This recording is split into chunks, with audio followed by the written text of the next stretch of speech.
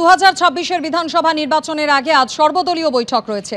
রাজ্যের মুখ্য নির্বাচনী আধিকারিকের দপ্তরে দুপুরে হবে এই বৈঠক এবং যেমনটা জানা যাচ্ছে রাজ্যে ভোটার বিন্যাসের উপর ভিত্তি করে আরো 14,000 বুথ বাড়তে চলেছে। এই নিয়েই বিশদে আলোচনা হবে আজকে সর্বদলীয় বৈঠকে। এই বিষয় নিয়ে আরো বিস্তারিত জানাবেন প্রতিনিধি রুমা পাল আমাদের সঙ্গে রয়েছেন। রুমা, মুখ্য নির্বাচনী আধিকারিক মনোজ কুমার अग्रवाल আজকে সর্বদল বৈঠক ডেকেছেন এবং সর্বদল বৈঠক এই কারণে ডাকা হয়েছে, মূলত বুথ বিন্যাস নিয়ে এই বৈঠক হবে। যেহেতু বুথের সংখ্যা অনেকটাই বেড়েছে, 94,000-এর থেকে একটু বেশি হবে, সেই কারণে কিন্তু পুরো বুথ বিন্যাস কিভাবে হবে, রাজনৈতিক দলগুলি তাদের কি বক্তব্য রয়েছে, তাদের কি পরামর্শ রয়েছে এবং সমস্ত কিছু শোনা হবে এবং সেই অনুযায়ী কিন্তু অবশ্যই 26-এর বিধানসভা নির্বাচন সেভাবে এগোনো হবে। এবং আরো একটা বিষয় বলে রাখি, শুধুমাত্র বুথ বিন্যাস নয়, হাই রাইজ বিল্ডিং, সেখানে কিন্তু নির্বাচন কমিশন চাইছে হাই রাইজ বিল্ডিং গুলোতে বুথ তৈরি করতে আর আলাদাভাবে। যেহেতু অনেক সময় দেখা যায় হাই রাইজ বিল্ডিং থেকে যারা ভোট দিচ্ছে তাদের ভোট শতাংশ অনেক সময় কম থাকে, সেক্ষেত্রে এটা মনে করেছে নির্বাচন কমিশন যদি হাই রাইজ বিল্ডিং গুলোতে সেখানে বুথ তৈরি করা যায়। যদিও এখনো পর্যন্ত সেরকম কোনো একটা পজিটিভ রেসপন্স আসেনি, যেহেতু জেলা থেকেও আসেনি, কলকাতা থেকেও আসেনি, শুধুমাত্র 4টে জায়গা থেকে এসছে, সেই ব্যাপারেও কিন্তু বারবার তলব করা হয়েছে জেলা থেকেও, সেটাও কিন্তু এখনো পর্যন্ত প্রতিউত্তর মেলেনি। সেটা নিয়েও কিন্তু এই বিষয়টা উঠতে পারে যদিও বৈঠকে, তবে এটা ঠিক মূলত বুথ বিন্যাস নিয়েই কিন্তু এই বৈঠক হবে।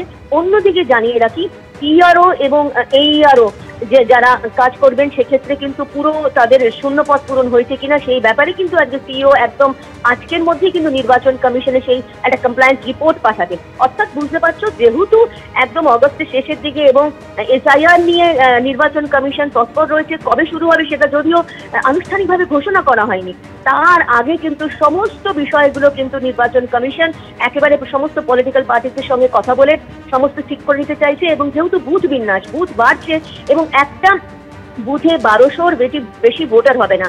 অনেক সময় যদিও গত বছর থেকে শুরু হলো, এবার কিন্তু স্ট্রিক্টলি নির্দেশ রয়েছে যে একটি বুথে 1200-র বেশি, ম্যাক্সিমাম 1200 ভোটার হবে না। অর্থাৎ এইভাবে কিন্তু বুথ ভাঙছে, অর্থাৎ এইভাবে কিন্তু বুথের সংখ্যা বাড়বে। সেই কারণে কিন্তু বুথ বিন্যাস নিয়ে এই বৈঠক সিও দেখেছেন এবং অবশ্যই রাজনৈতিক দলগুলি তাদের যে মতামত, তাদের যে পরামর্শ অবশ্যই সিও দপ্তরে দেবেন। সেই ক্ষেত্রে আবার পরবর্তীতে বোঝা যাবে যে তারা কি চাইছেন রাজনৈতিক দলগুলি এবং তারা এই নির্বাচন কমিশন যে ব্যবস্থা গ্রহণ করছে তাতে তারা সন্তুষ্ট কিনা সেটা পরবর্তীতে বোঝা যাবে।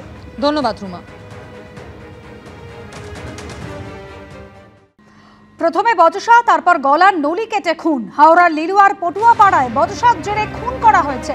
গ্রেপ্তার করা হয়েছে মূল অভিযুক্তকে। অভিযুক্তের কাছ থেকে উদ্ধার একটি রক্তাক্ত ছুরি। এক যুবককে বাদ ধরে হাত থেকে বাঁচাতে গিয়ে আক্রান্ত হয় যুবক। খুনের মামলা রুজু করে ইতিমধ্যেই তদন্ত শুরু করেছে পুলিশ।